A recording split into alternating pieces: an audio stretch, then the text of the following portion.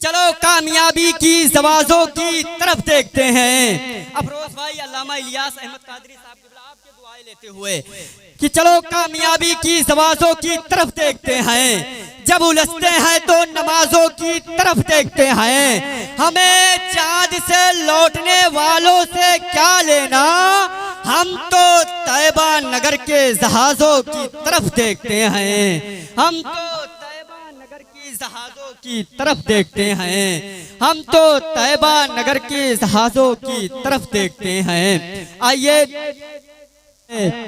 जो गम किस्मत में लिखे हैं उसे सहना ही पड़ता है। मसर्रत के घड़ी में तुम वली को भूल भी जाओ, जो लग जाए ठोकर तो या अली कहना ही पड़ता है।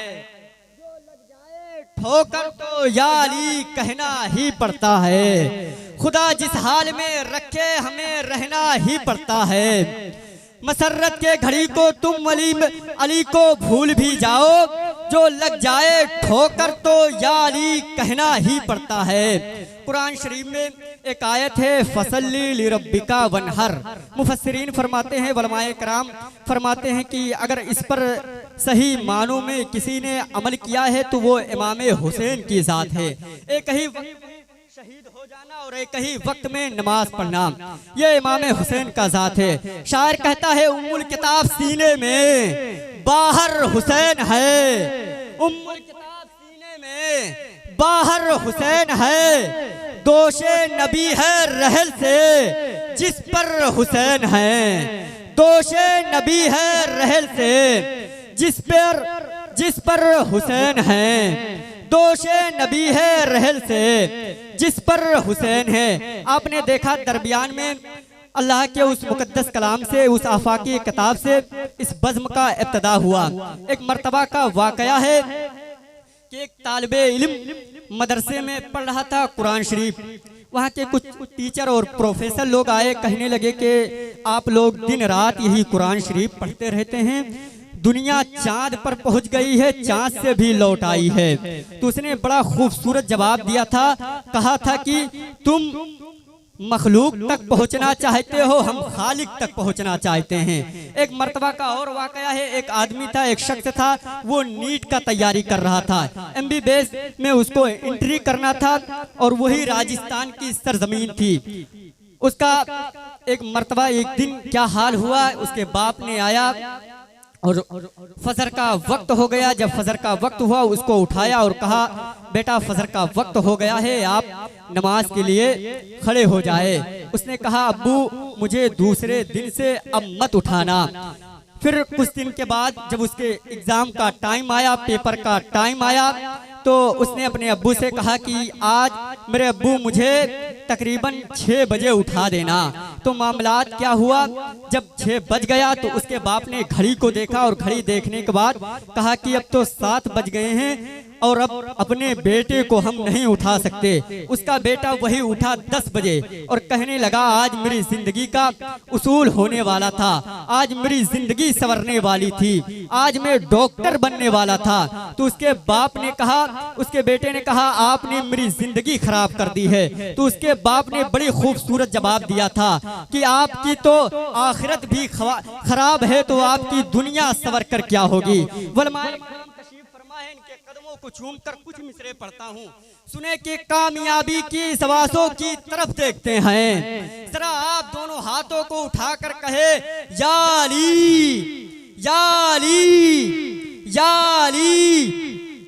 चलो कामयाबी की जवाजों की तरफ देखते हैं। अफरोज भाई अल्लामा इलियास अहमद कादरी साहब आपके दुआएं लेते हुए कि चलो कामयाबी की जवाजों की तरफ देखते हैं। जब उलझते हैं तो नमाजों की तरफ देखते हैं। हमें चांद से लौटने वालों से क्या लेना, हम तो तैबा नगर के जहाजों की तरफ देखते हैं। हम तो यजीद का दमदार बहुत है, तलवार में भी हुसैन के धार बहुत है। लश्कर यजीद का दमदार बहुत है, तलवार में भी हुसैन के धार बहुत है। हर दुश्मने यजीद को पहचानती है बहुत, हर दुश्मने यजीद को पहचानती है बहुत, हैदर की जुल्फ़िकार चालाक बहुत है, हैदर की जुल्फ़िकार चालाक बहुत है। साहब साइंस ने बहुत तरक्की कर ली है, बहुत काफी उरूज पर पहुंच गई है। साइंस का यह कहना है कि ये जो ढांचा है ये पिंड एक गोले से हुआ है, बल्कि ये बिल्कुल गलत है।